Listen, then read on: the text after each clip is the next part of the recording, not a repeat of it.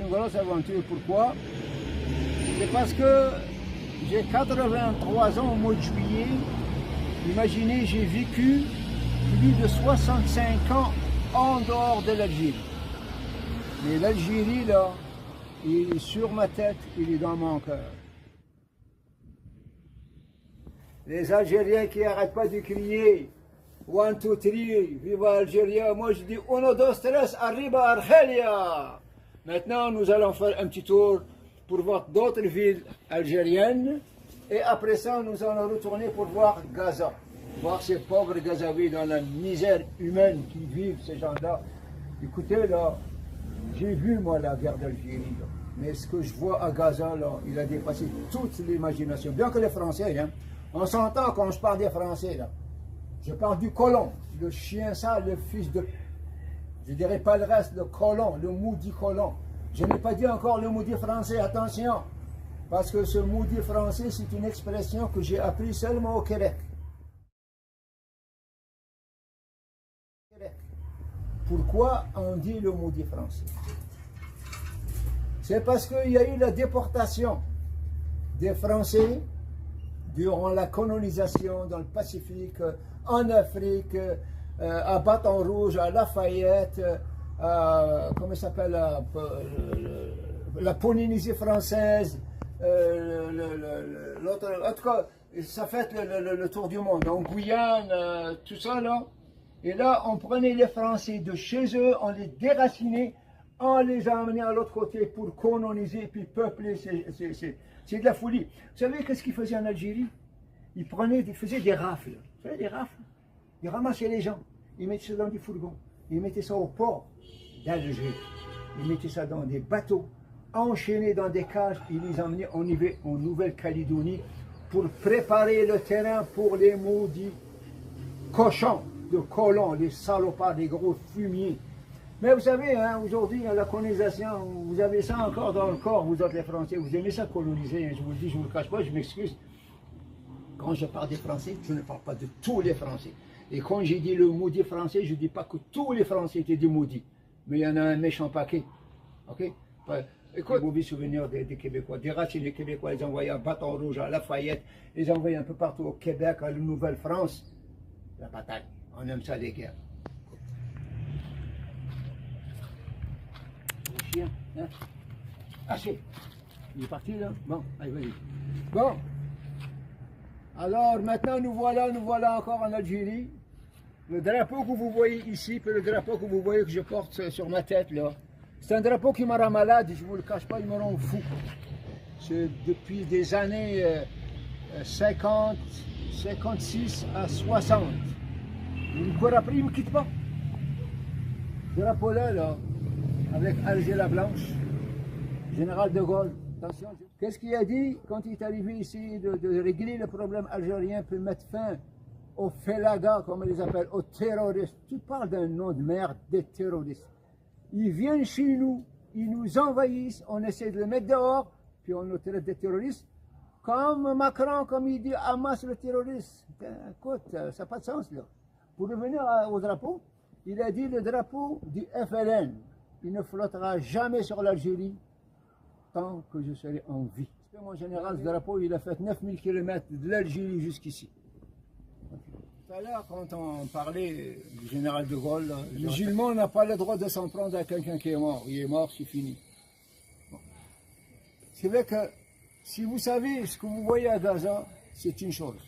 Ce qui s'est passé en Algérie, c'est une autre chose. On prenait des individus, des terroristes, c'est comme ça qu'on les appelle, les terroristes, les félagas, les bonous, les trans, les sales arabes, les musulmans sales, c'est comme ça qu'on nous appelait.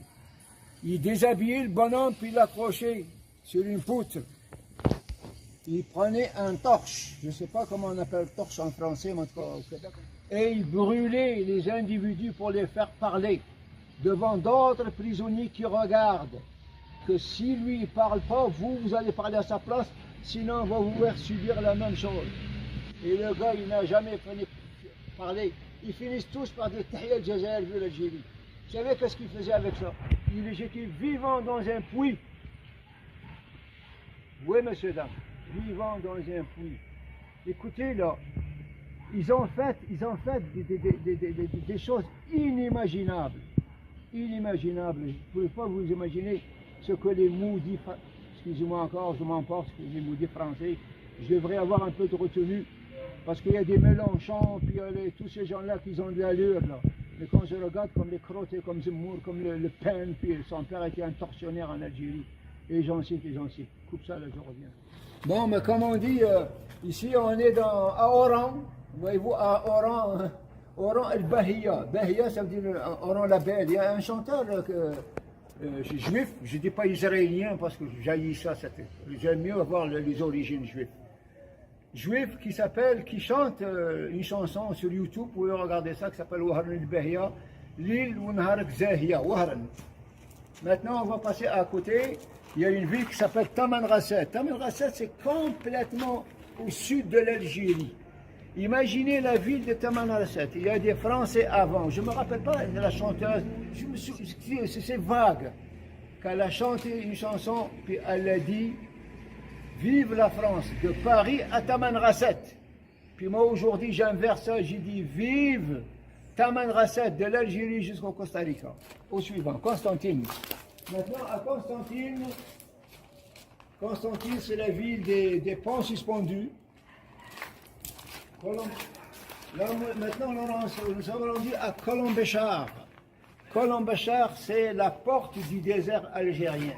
Écoutez, le désert algérien, je ne vous le cache pas, c'est toute beauté. C'est toute beauté. Moi, là, j'étais une fois là-bas, je ne vous le cache pas, là. C'est incroyable, c'est de toute beauté là. Si vous avez une chance d'aller là, allez-y là. Colombéchar puis rentrer le désert algérien, c'est le plus beau désert du monde. Maintenant, en dernier, ou avant-dernier si vous permettez, il y a des gens qui ne vont pas aimer ça. Regardez, approche. La ville de Mostaganem. Mostaganem, je devrais la montrer en premier, mais j'aime toutes les villes d'Algérie. Et je m'excuse pour les autres wilayas que je n'ai pas mis leur pancarte, parce que j'en ai tellement des cabines. C'est comme j'ai Mostaganem, c'est la ville où je suis né. C'est la ville où j'ai ouvert mes yeux pour la première fois. J'espère que je vais fermer mes yeux la dernière fois à Mostaganem, je l'espère. Je ne vous le cache pas là. Il n'y a pas 1 heure ou 5 minutes où je ne passe pas à mon pays. Vous allez me dire, ouais, mais pourquoi tu ne t'envoies pas à ton pays?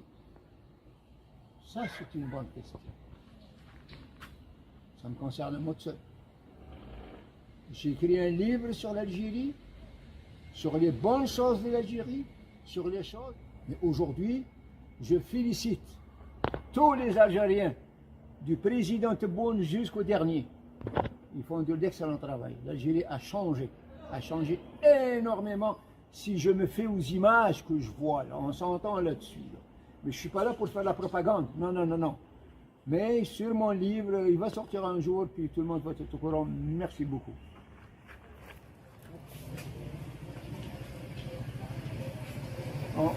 On n'oublie pas. Salam alaikum.